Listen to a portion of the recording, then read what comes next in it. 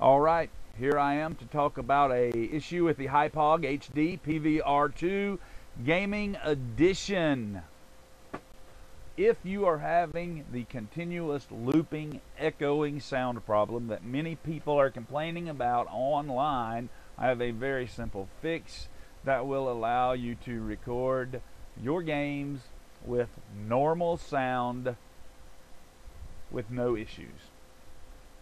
When you load the ArcSoft Showbiz software, right in the middle of the screen under the big number 8 in the circle there, you will see a speaker symbol.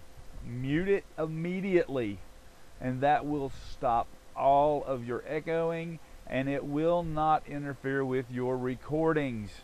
I never imagined that I would have to mute my sound input in order to record properly, but that was the fix. I hope this helped you. Have a great